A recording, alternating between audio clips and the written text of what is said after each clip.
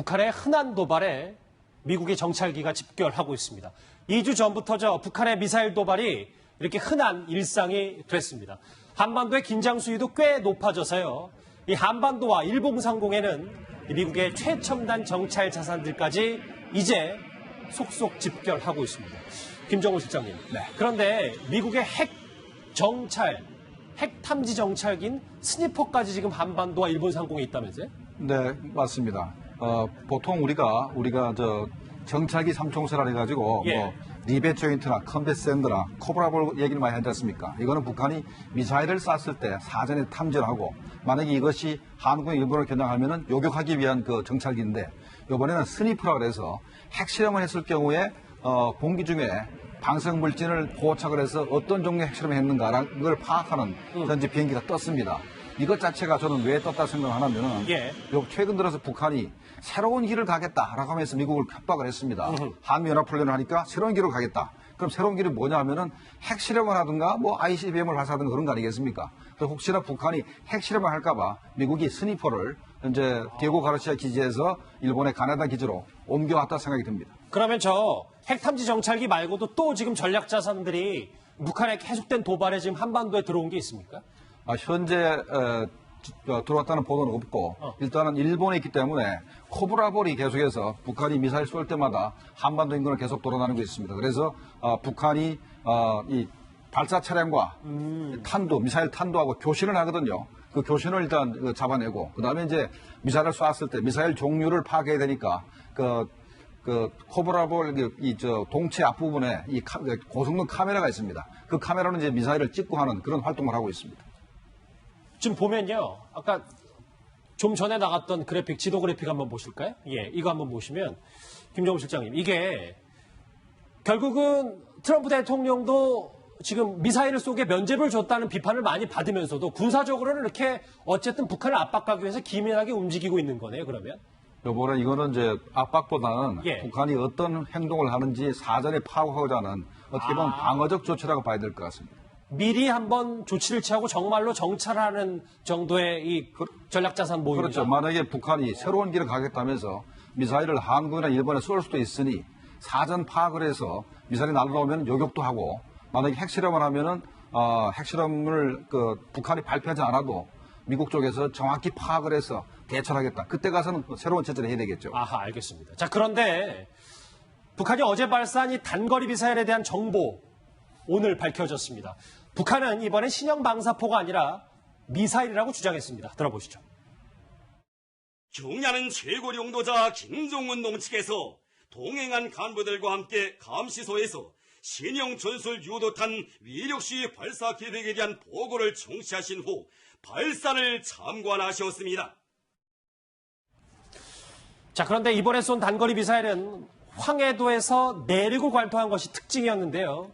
북한이 공개한 사진을 보면 이렇게 폭발력이 대단합니다. 이 폭발력을 기존에 썼던 발사체와 비교하면 김정우 실장이 어떻습니까? 일단은 이게 속도가 빠르지 않습니까? 당연히 엔진 추적이 높고 연료를 많이 소모하죠. 그러니까 초기 발사할 때 엄청나게 현재 화염이 큰 겁니다. 다른 데에 비해서 훨씬 화염이 크고 문제는 이 연료를 많이 소모하는 그 부분이 아니라 탄두 중량이 얼마나 되느냐는 부분인데 저 탄두가 상당할 겁니다. 500kg에서 한 700kg까지 되니까 저게 핵탄두를 당연히 실을 수 있고 그런 미사일이기 때문에 상당히 위협적입니다. 폭발물도 상당히 파괴력이 있었는데 또 하나 주목해야 될 점. 그런데 이번 미사일 발사 정말 위험천만했습니다. 안채일 소장님. 네. 저와 지도를 한번 보시면 황해 남도에서 쐈는데 이 북한이 주장하는 미사일은요. 그런데 이게 평양 상공, 그러니까 평양 시민들 머리 위로 지나갔다는 얘기잖아요. 그렇죠.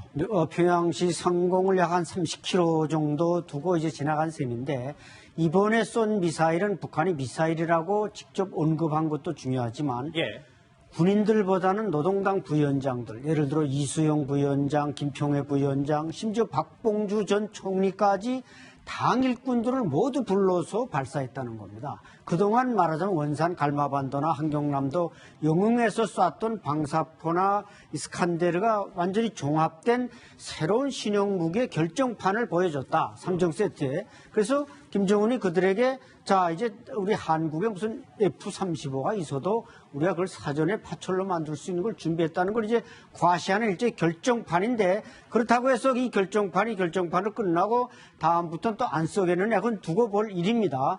문제는 이제 지적하신 이 자신만만하게 평양 상공으로 저 북쪽을 향해서 김책 그 앞에 바다에다가 발사를 했는데 만약에 이게 정말 실패를 해서 평양시에 떨어졌다. 그러면 뭐 거의 300만 명의 평양 시민이 평양시가 초토화될 수도 있는 그럼에도 불구하고 북한이 자신 있게 쐈다는 건 모험적이지만 어느 정도 기술에 대해서 자신감을 얻었다 이렇게 볼 수도 있습니다. 근데 사실 내밀하게 따지면 김정은 위원장도 이쪽에 있고 지도부가 여기에 다 총출동했기 때문에 사실 그렇게 좀 손쉽게 쏜 건 아닐까라는 생각도 좀 들어서. 당연히 그렇죠. 아마 그 평양시에 있는데 군인들이 여기서 쐈다 그러면 이건 뭐 최고 존엄에 대한 위협이 될 수도 있지만 자기를 비롯한 수뇌부를 쫙 거기 과일군으로 불러놓고 거기서 쐈으니까 뭐 일단 실패해서 떨어져도 좀 괜찮다 이런 생각을 가졌다고도 볼 수 있습니다. 자, 그런데 북한은 이번 시험으로 북한판 이스칸데르 전력화의 최종 단계를 거친 것으로 보입니다. 저렇게 자신만만하게 평양 상공도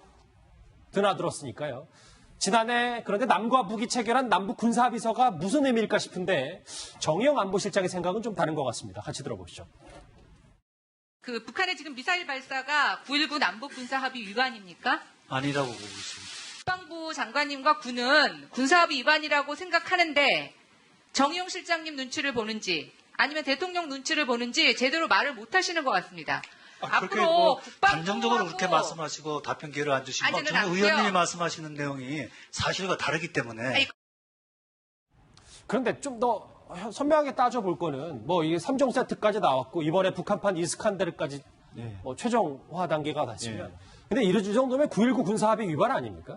예, 근데 이제 실장은 이제 정책장이 아니라 이제 안보실장은 군사 합의 위반이 아니라고 하는데 이것에 대해서 이제 몇몇 군사 전문가들은 이것은 명백한 군사 합의 위반이라고 이렇게 얘기를 합니다.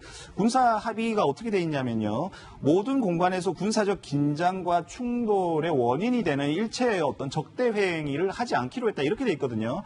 그렇다면 이 단거리 미사일 발사라는 것은 어떤 군사적 긴장과 충돌을 야기하는 적대 행위로 우리는 충분히 인지할 수 있습니다. 왜냐하면 그 사정권에 우리 수도권을 비롯해서 모든 그 군사기지가 다 포함되기 때문에 충분히 이것은 적대 행위로 인지될 수 있기 때문에 이것은 군사 합의 위반이다라고 봐도 무방하다라는 그 지적도 충분히 설득력이 있는 것이고요. 심지어 정경두 국방장관은 단거리 미사일 발사가 군사 합의의 취지에 어긋난다라는 취지로 이렇게 얘기를 한 적도 있습니다. 그러니까 지금 우리 안보실장이 이것은 군사 합의 위반 아니다라고 얘기하는 것에 대해서는 굉장히 많은 반론이 있을 수 있다. 그리고 이제 한국의 안보를 총책임져야 되는 실장이 이렇게 너무 좀 나이브하게 이 문제를 대처하는 거 아니냐라는 또 비판이 나올 수 있습니다. 자, 그러니까 이런 긴박한 상황에 필요한 게 바로 정말 적절한 조치, 남북 간 한 라인일 텐데요. 그런데 먹통입니다. 관련 목소리 들어보실까요?